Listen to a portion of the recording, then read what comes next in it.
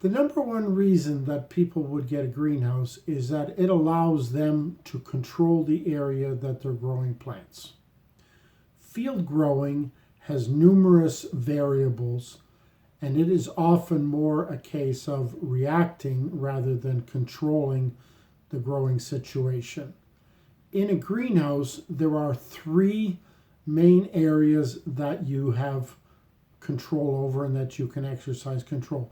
The first is heat, the second is water, and the third is pests. In a greenhouse, if you learn to control these efficiently, you are going to be able to control production and ultimately increase profitability.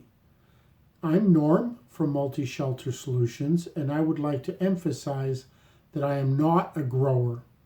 We manufacture greenhouses, and the purpose of this video is to raise awareness of the internal things in a greenhouse that you can control.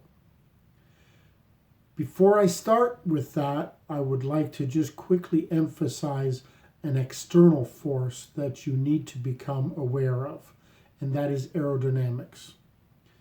Aerodynamics is a combination of upward, downward, and lateral forces on a greenhouse.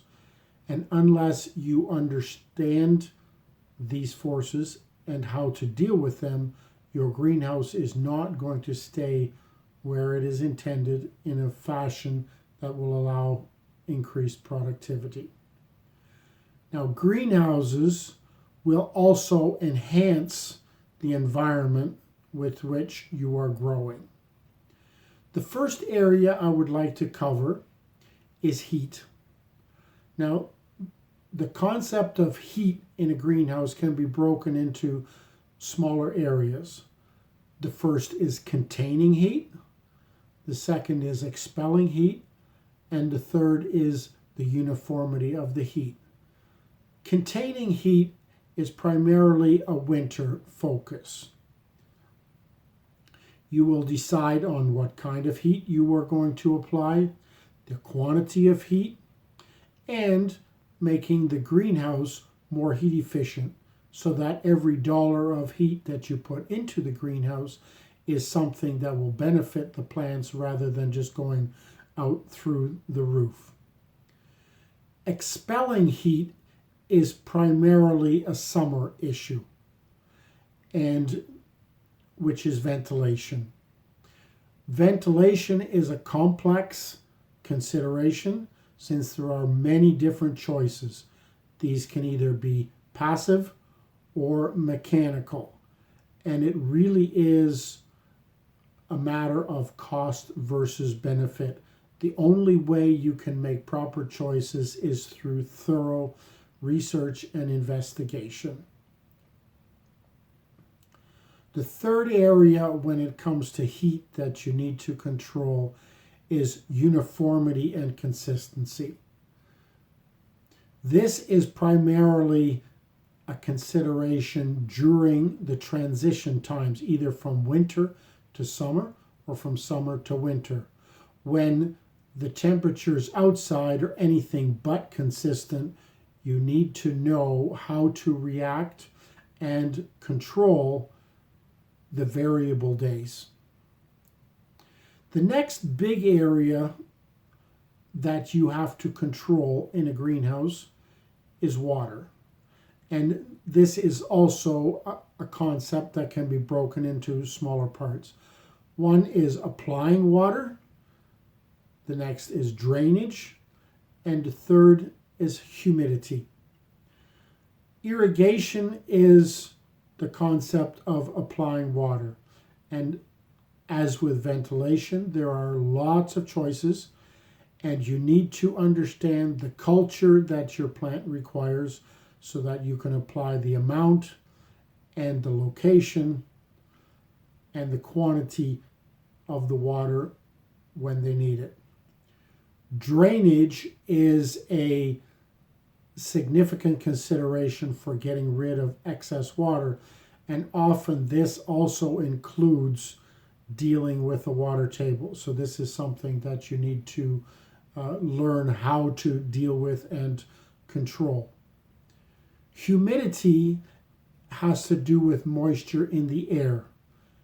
This is a tricky area to learn to deal with because you need to know what causes the humidity, what causes it to go up, and what causes it to go down, and to provide the appropriate condition for your plants when they need it. The third big area that you have to learn how to apply control is with pests. And this can be broken down into diseases, insects, and weeds. This is more a thing of keeping things out of the greenhouse.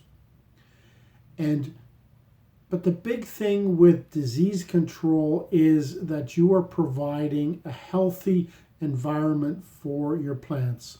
When it is a healthy environment for your plants, this will make the plants disease resistant. Insects is a little bit more tricky because it often works in tandem with ventilation. In the desire to get the proper amount of air into the structure, you're also bringing in insects. So you need to learn how to both provide adequate ventilation and at the same time insect control. And sort of related to that is weeds. When you're bringing air in, a lot of times there are airborne weed seeds. So this becomes an issue too at certain times of the year. You need to learn how to control the negative impact of these incoming objects. Now, as you can tell from what I've been talking about, there are a lot of moving parts in this equation. There are a lot of things that are critical to be in control of as they're happening. The only way that you are going to be able to improve your management is through note keeping. It is critical that you keep meticulous notes so that at the end of the season you can review those notes, you can see patterns that were happening, and hopefully come up with a plan so that next year your strategy is better equipped to be even more efficient and raise profitability. The last thing that I would just like to touch on for a minute. In our research, we always talk to other people, and that is critical. But one thing that you need to be aware of is that the environment that you are dealing with in your greenhouse is unique to your area, to your package.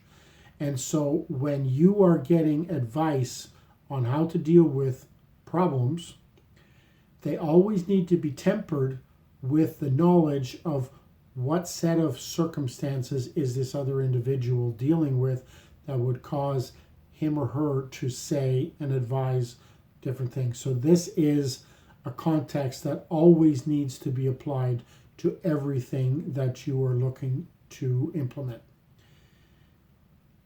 If you have found this video to be helpful, there are more in this series that are coming where we are going to expand on the choices that you have for heating control and for the water, and also for pests, the different things that you have at your fingertips for choices in greenhouses.